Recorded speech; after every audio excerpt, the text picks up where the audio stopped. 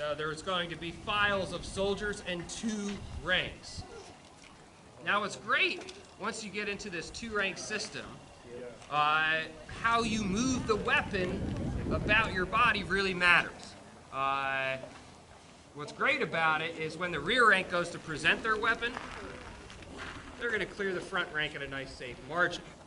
That is to say that they're at a half-arm distance away. You increase that to 2 steps, well, suddenly we're back at the same problem. So being close together really matters. Now, how you load the weapon really matters as well. You can't just load however you feel like it, because let's say that sergeant in the front rank from Colonel Holmes' regiment likes to take a big step back every time he goes to load. And he's from the south of New York. Well, now that's going to create a problem. Now, for these soldiers in 1776, they are going to use a military exercise called His Majesty's 1764 Review Exercise. That's right, His Majesty's 1764 Review Exercise. They are using what they know from the British Army. Now, this exercise calls for these soldiers to start the weapon at their shoulder. Now, to start the loading process, these soldiers can go through it piece by piece. Every step can be broken down. The first order they're going to get is to push up, fire! They bring the weapons in front of their faces. Handle your cartridge! Then they will be ordered to handle their cartridges, where they bring the weapon to their breast, throw their hands open, they grab that cartridge, tear it open with their teeth, hold the cartridge under their chin for safety's sake, and then get the order to prime! They pour that small priming charge into the pan. They then will shut your pan!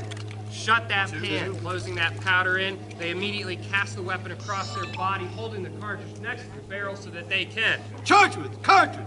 Charging the cartridge down the barrel, that musket ball, the paper, everything. They break their rammers free.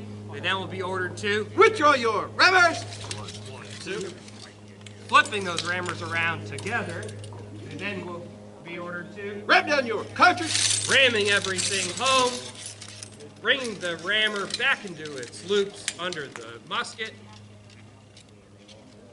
so they can return your rammers. Putting those rammers back, they come immediately back to the shoulder. Now, anyone who's in charge of these men know that they are indeed loaded and ready to give fire, and they get a similar sequence of orders to do so. The first order being, push your firelocks. 2. Next, cock your firelocks.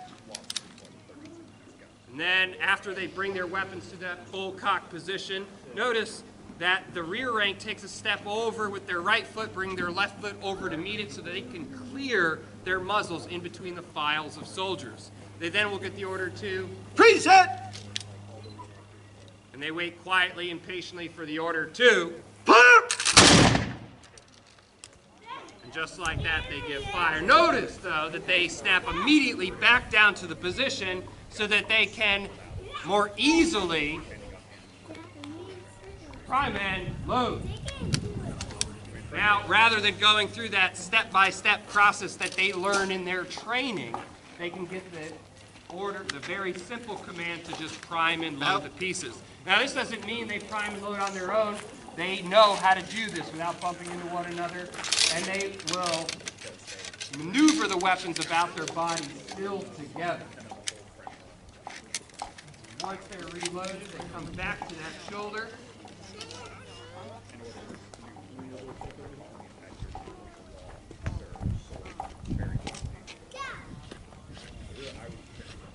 Those new recruits from Albany.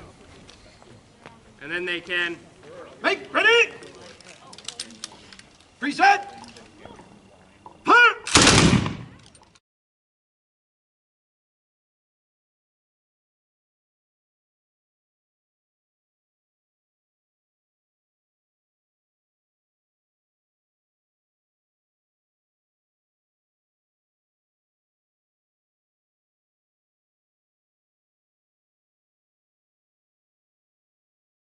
Throughout the 18th century, powder was getting more and more potent. So by the late 18th century, you only had to use 1/3 the weight of the shot of powder. We're going to do a little math here. If we have a 4-pound shot, and we have to use 1/3 of that weight in powder to fire that, how much powder do we need? Close. 1 1/3, exactly. Now this powder would be concealed in small little paper cartridges in a case or crate like this, ammo crate, or even in small little flannel bags. Even in some cases, a small wooden barrel in which would have loose powder, such as the French during the previous war. Not only could you fire that heavy, solid iron shot, you could also fire different types of shot, such as case shot, canister shot, which is basically looks like the size of a soda can filled with soldiers' musket balls.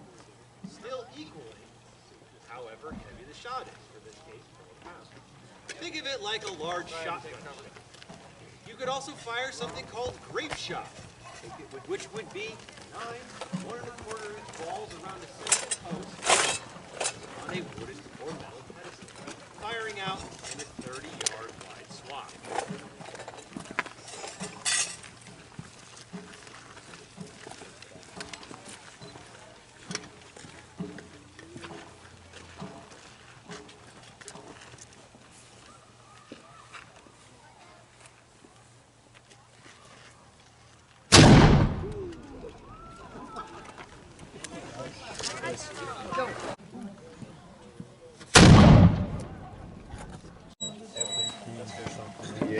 Hold it there for a second. Yeah, he's swimming down low, right?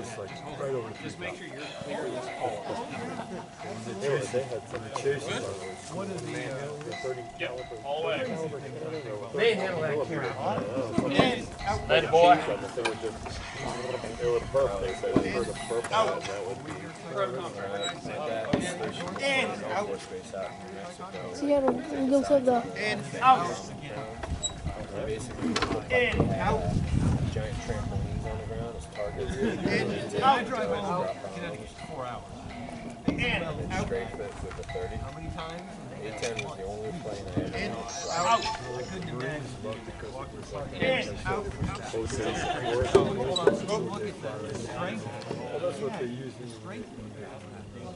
what's his face was leaving right back to Baghdad. Oh, yeah. Hold on, do it together. Yeah, they told me to get out and walk. The leather ones are for that side. That's a good way, but it's kind of scary.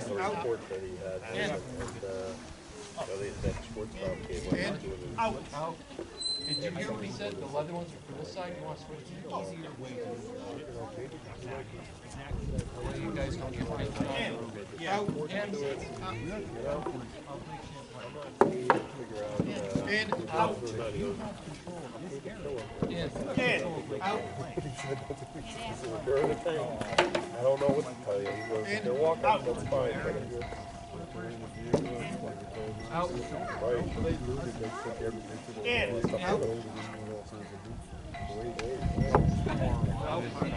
And multiple, yeah, exactly. This one you saw much. And out. Is that right? Yeah, that's called the gin, which is short for gin and tonic. No, I'm just kidding. It's short for engine, or cannon engine. So it's relatively simple. It's a tripod with pulleys and levers on it. And by lifting up on that spindle they have there with levers, raise the gun up, And out. ease the carriage underneath it, And come down a little the gun bit. will be placed onto the cheeks. Keep going up. Keep Long going. pieces on the carriage. Keep going, guys. And the two little metal arms that stick off the handle, and they have to sit There. All right, hold. I'll stop. And then over the, see that like All right, dingy go thing ahead hanging off? and That's ease off called tension. a cap square. Ease off slowly. I want to seat it and then I'll drop the Yeah, because if you fire it and run the cap squares on it, you don't want that to happen. Oh yeah, there had to be someone who was like, and that happens, so we need to make sure that doesn't happen. I mean, when you talk about Ticonderoga, you have to talk about Canada. Like, artillery is just kind of the name of the game. When the British captured They have to bring it down. and the British captured, they make a big list of all the guns. The Americans do it. They piece out. They don't That must be part of your dream. Got to get this back off that line.